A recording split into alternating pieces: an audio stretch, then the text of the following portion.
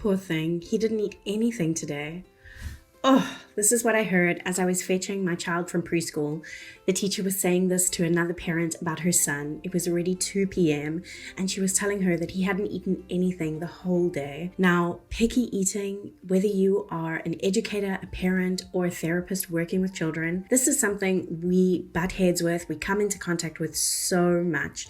The good news is that it is something that we can get a lot of bang for our buck in terms of supporting children through picky eating. Today, I want to share with you one strategy that I put into place in a classroom setting for preschool that made an enormous difference on a group of children around their eating and their approach to food. Now, before I dive into that, I do want to let you know that one of my friends, Alicia Grogan, who is a fellow occupational therapist, is running a free workshop all around picky eating. This is something that if you come into contact with children in any way, you definitely will benefit from. You can find the link to come and sign up for that in the description box below. So I was working in a preschool a few years ago. I had a group of 8 children that I was working with.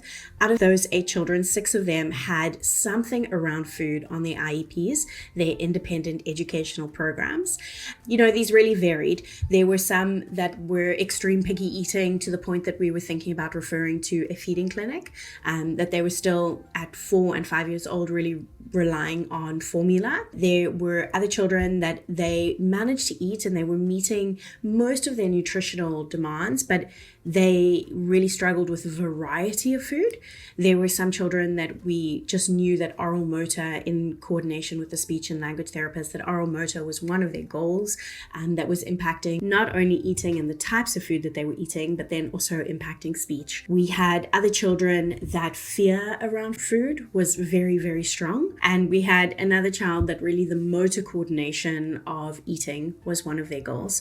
So a lot of goals, quite different goals, and this group of children. Now, of course, when it comes to picky eating, there are many different routes that we can take depending on how severe that picky eating is. But in this situation, we kind of wanted to, apart from the one-on-one time that we were having, apart from the parent support that we were providing, we wanted to have something that we were doing within the group. This was a preschool that I was actually based in, so we also did have time during every single meal time that we were supporting the children, myself and all of the staff included. But you know, it can become a little bit tricky at meal times within a classroom setting, because often the food is brought in by the family, and of course the family wants to send the children with the food that they'll eat, so they don't get to the situation like what I spoke about in the introduction, when you get to the gate to fetch your child and you hear they haven't eaten anything all day, and it just can break your heart really as a parent.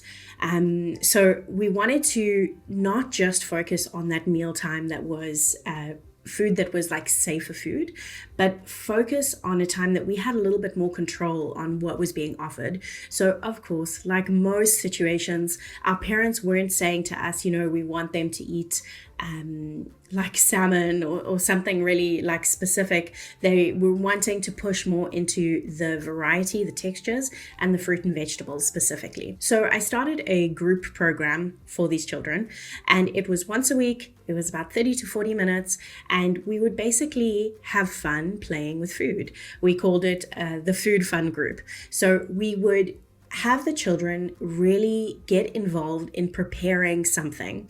Now, if you think about especially young children, but honestly, even into grade school, children have quite a big disconnect between seeing fruit or vegetables and that preparation until it like gets to their plate. So there isn't a lot of understanding on what goes into preparing food, and especially when it comes to fear over food. Sometimes just like having that experience of being an observer or participating in preparing the food is our first step to exposure. Now, I want to just make clear, obviously I mentioned in the talk about the IEP goals that there are several reasons that a child may be struggling with picky eating, and that is really that workshop that I spoke about. You really should check that out if you're not sure which reason your child or the children that you work with is struggling with food, because once we can understand that a little bit better, it really pushes the needle forward in terms of supporting them best. But often it's exposure is one of our like key practices when it comes to eating. So we can't really expect if I put something in front of you that you've never eaten before, it smells different, it looks different, it looks like the texture is new and different to something that you know. It's pretty unlikely that you're just going to, gobble it up.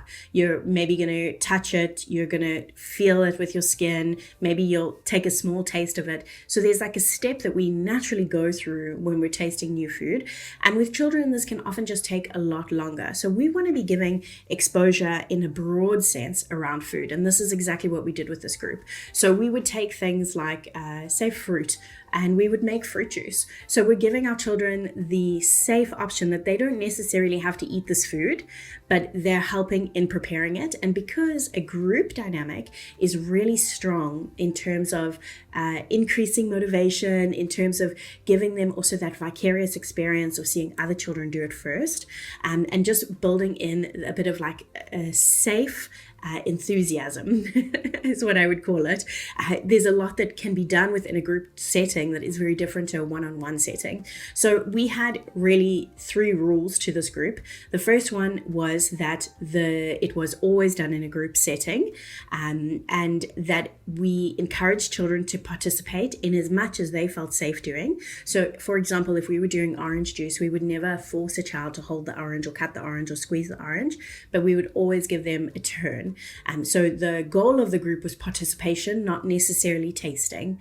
And then the second thing is that it was really about that preparation. So whether it was making orange juice, whether it was cutting up, we did like all these kind of ideas of food to make pictures. So we would take like a piece of toast and we would cut bananas and make a bear face, or we would cut up grapes and make a worm together. And it was everybody making one thing together.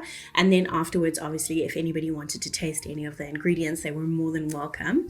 So really, it was about making the preparation of the food, like looking at a banana and actually understanding that it's the thing that you would eat, those slices that maybe appear before you at the table, actually from that big banana, and we need to peel it first and then cut it, and the skin isn't the thing that you're going to be tasting. So we're really like breaking down a lot of the barriers around understanding the food that is then placed in front of the child. And then also we had a no pressure environment. So we would offer each person a turn in terms of the preparation, but there was never any pressure or bribing or trying to plead or persuade for our children to be tasting the food. And what this really does is that, again, it breaks down a lot of the preconceived ideas of our children, but it gives them big time exposure.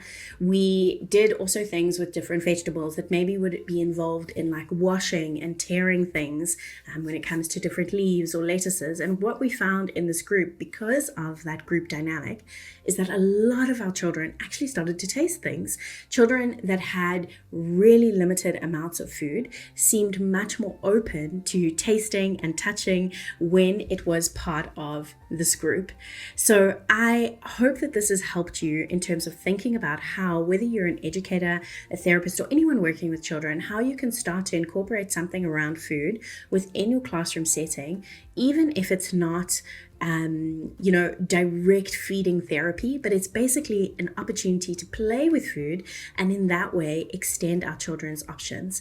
If you have a child specifically that you're thinking of, or maybe it is your own child that you would really like to support them further in that journey of picky eating, I really would recommend to come and watch that workshop down below. It will give you such a good handle and understanding of the broad nature of picky eating and what we can do to support kids in it. And I hope to see you there.